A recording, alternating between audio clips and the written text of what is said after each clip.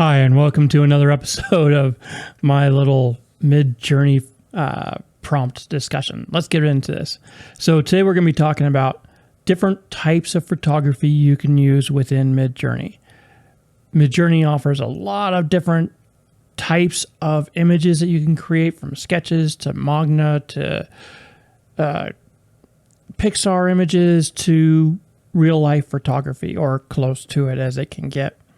So today we're going to look at the different types of photography prompts that you can use within Midjourney. So let's get into this.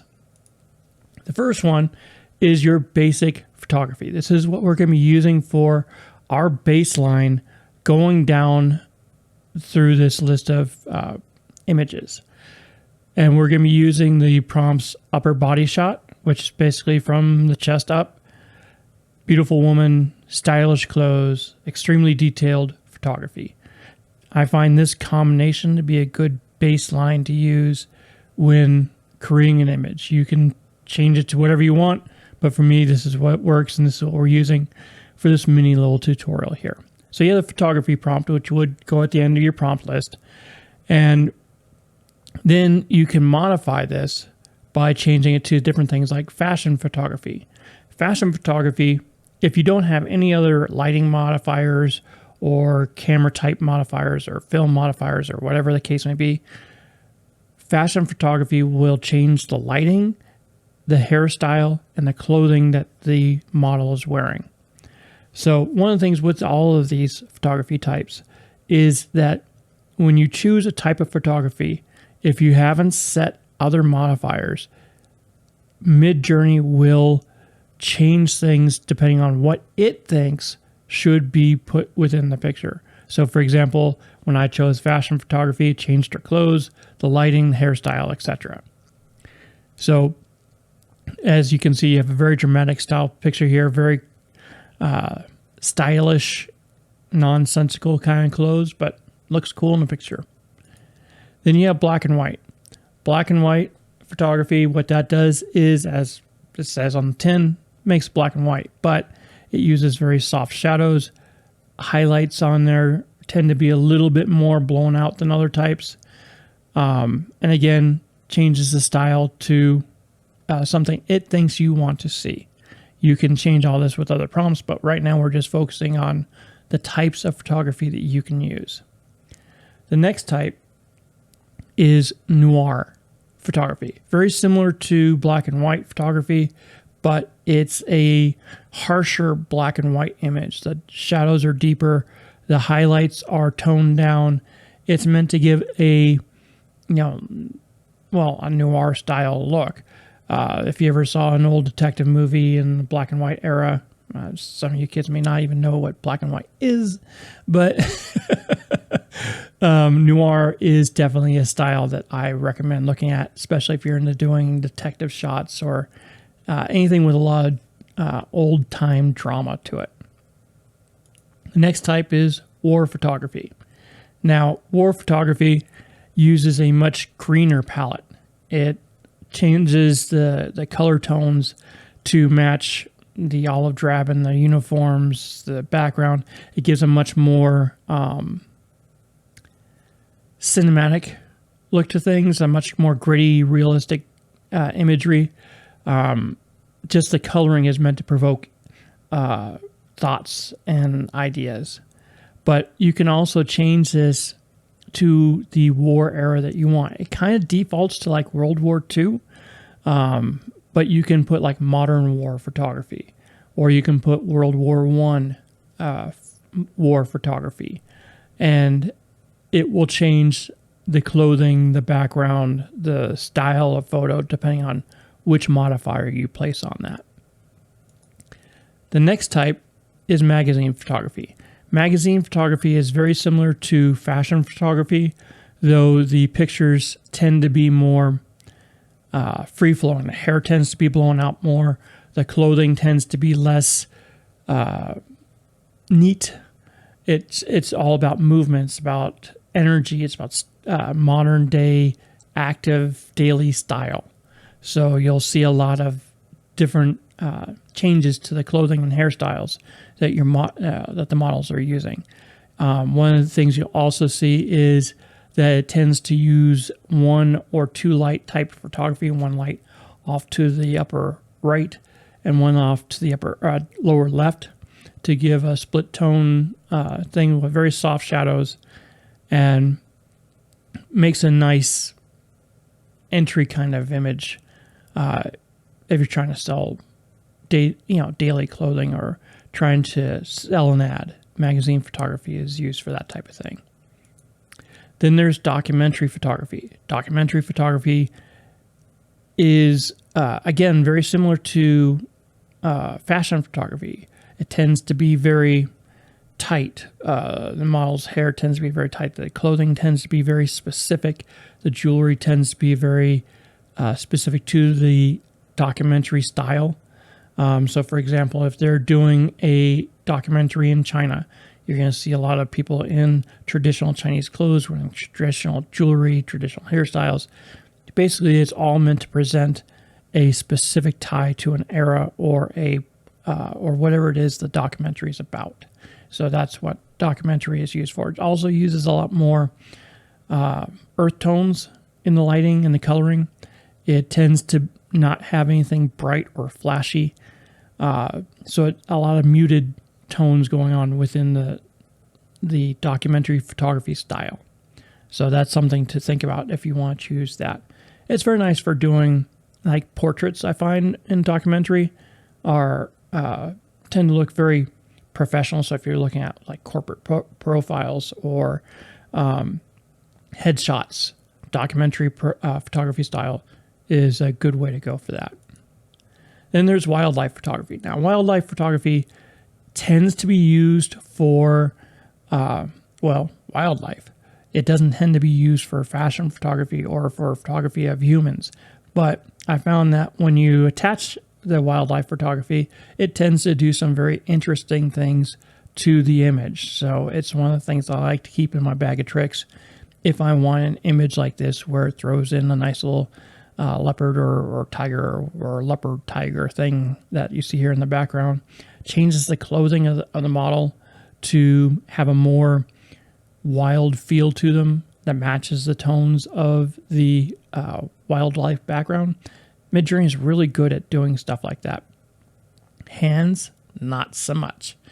There's some modifiers I learned about that can get rid of hands.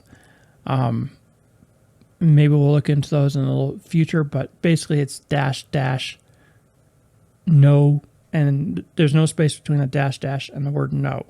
Then there's a space and you can put hands, and I'm told that will remove hands from the scene. I haven't tried it yet, so use that at your own risk. In any case, the next one we have is nature photography.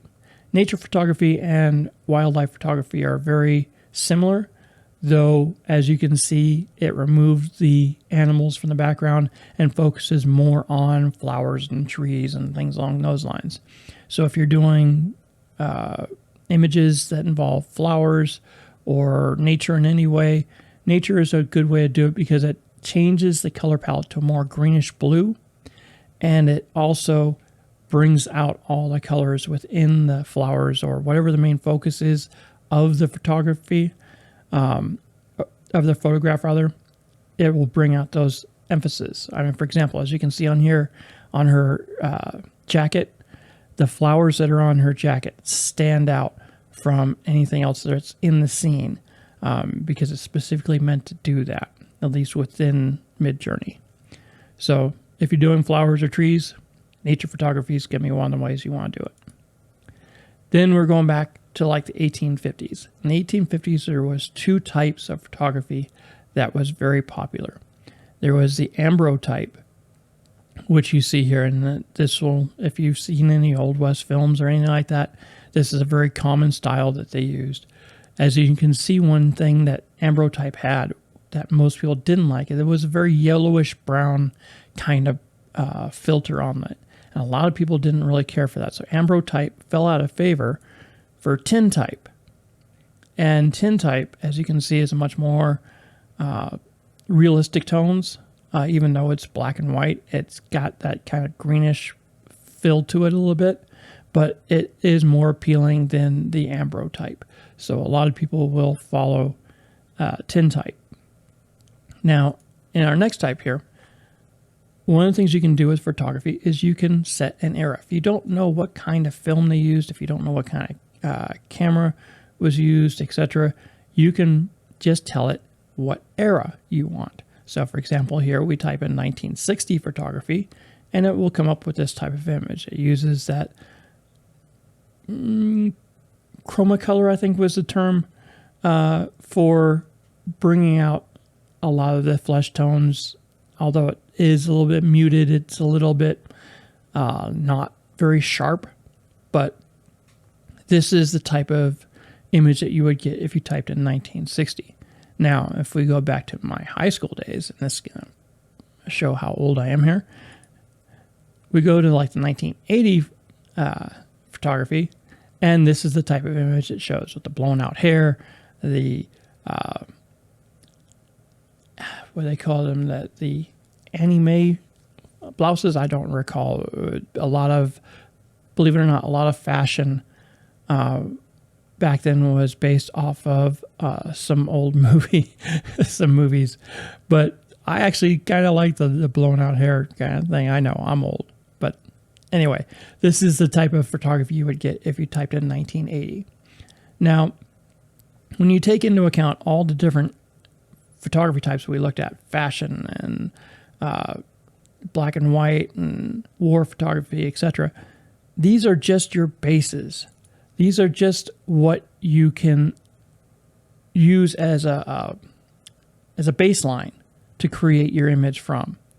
By taking the type of photography and adding other modifiers, such as in this case depth of field and a few other ones that I threw in, you could create images like this.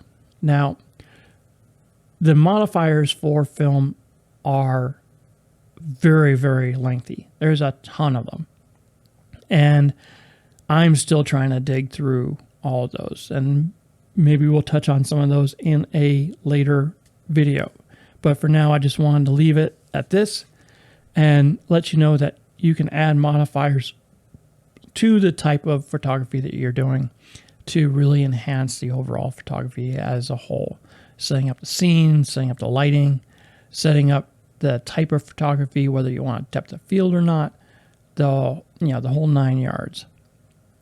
And then right here we have all the different types that we talked about: photography, fashion, black and white, noir, war, etc.